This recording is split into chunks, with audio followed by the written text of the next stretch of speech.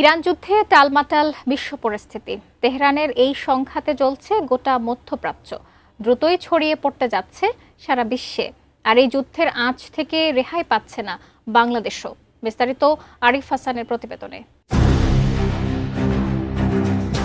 মধ্যপ্রাচ্যে ইরানকে ঘিরে ক্রমবর্ধমান সামরিক উত্তেজনা এখন আর শুধু আঞ্চলিক সংকটে সীমাবদ্ধ নেই।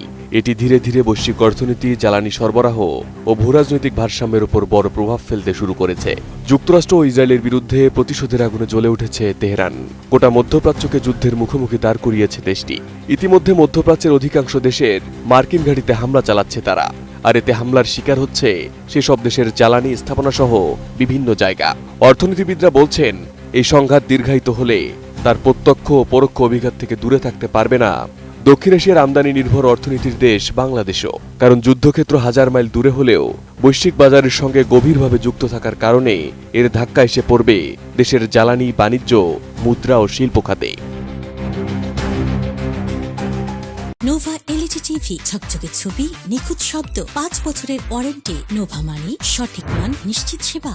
বিশ্বের প্রায় 1/5 অপরিশোধিত তেল পরিবাহিত হয় অত্যন্ত গুরুত্বপূর্ণ নৌপথ হরমুজ প্রণালী দিয়ে। চলমান এই সংঘাতে প্রণালী বন্ধ করে দিয়েছে ইরান। আক্রমণ করা হচ্ছে বিভিন্ন জাহাজে। এদিকে বৈশ্বিক জ্বালানি সরবরাহ ব্যবস্থায় বড় উৎপাদক প্রতিষ্ঠান সৌদি আরামকোর তেল শোধনাগারেও হামলা চালানো হয়েছে। আর এ কারণে বাড়তে শুরু করেছে তেলের দাম। আর এর প্রভাব পড়তে যাচ্ছে বাংলাদেশে। এর ফলে বাংলাদেশের বিদ্যুৎ উৎপাদন ব্যয়, জ্বালানি আমদানি বিল ও ভর্তুকির চাপ একসঙ্গে বেড়ে যাওয়ার আশঙ্কা তৈরি হয়েছে। এদিকে যুদ্ধ পরিস্থিতিতে আন্তর্জাতিক শিপিং খরচ, বিমা প্রিমিয়াম ও সরবরাহ ঝুঁকি বেড়ে যায়, যার ফলে খাদ্যশস্য, শিল্প কাঁচামাল ও জ্বালানি আমদানিতে অতিরিক্ত ব্যয় গুনতে হয়। এতে ডলারের ওপর চাপ বাড়ে, স্থানীয় মুদ্রার মান দুর্বল হওয়ার ঝুঁকি তৈরি হয় এবং এর ফলে দেশের বাজারে নতুন করে মূল্যস্ফীতি দেখা দিতে পারে। এবং বৈশ্বিক অর্থনৈতিক অনিশ্চয়তা বাড়লে ভোগ্যপণ্যের চাহিদা কমে যায়, যার প্রভাব পড়বে বাংলাদেশের প্রধান রপ্তানি খাত তৈরি পোশাক শিল্পে। মধ্যপ্রাচ্য বাংলাদেশের শ্রমবাজার ও রেমিটেন্স প্রবাহের অন্যতম প্রধান উৎস। ইরানে যুক্তরাষ্ট্র ও ইসরায়েলের হামলার পর বারুদের মতো জ্বলে উঠেছে তেহরান। প্রতিশোধের পাল্টা জবাবে সৌদি, দুবাই, কাতার সহ মধ্যপ্রাচ্যের অধিকাংশ দেশের মার্কিন ঘাঁটিতে হামলা চালাচ্ছে তারা। আর এতে হামলার শিকার হচ্ছে এসব দেশের বিভিন্ন স্থাপনা, বাড়ছে হতাহতের সংখ্যাও। ইরানের হামলায় মধ্যপ্রাচ্যের এসব দেশে এখন পর্যন্ত যারা প্রাণ হারিয়েছেন তাদের মধ্যে 2 জন বাংলাদেশীও রয়েছেন। আহত হয়েছে আরও কয়েকজন। বিশ্লেষকরা বলছেন, পূর্ণমাত্রায় এই যুদ্ধ ছড়িয়ে পড়লে মধ্যপ্রাচ্যের এসব দেশের অবকাঠামো, প্রকল্প সহ সকল কিছু থেমে যেতে পারে এবং এর বড় প্রভাব পড়বে বাংলাদেশে। কারণ মধ্যপ্রাচ্যের এসব দেশে লাখ লাখ বাংলাদেশি প্রবাসী রয়েছে, যাদের পাঠানো বৈদেশিক মুদ্রার উপর টিকে আছে বাংলাদেশ।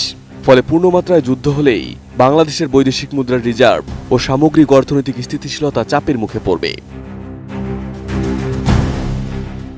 এদিকে মুসলিম দেশ হিসেবে এই যুদ্ধে ইরানের পক্ষে থাকলে আরও সমস্যায় পড়তে পারে বাংলাদেশ। কারণ ইরানের পক্ষে অবস্থান নিলেই বাংলাদেশের ওপর শুল্ক নিষেধাজ্ঞা চাপাতে পারে যুক্তরাষ্ট্র। আর যদি একেবারে নিষ্ক্রিয় অবস্থান নেয়, তাহলে দেশে আমেরিকা ও ইসরায়েল বিরোধী অস্থিরতার শঙ্কা তৈরি হতে পারে।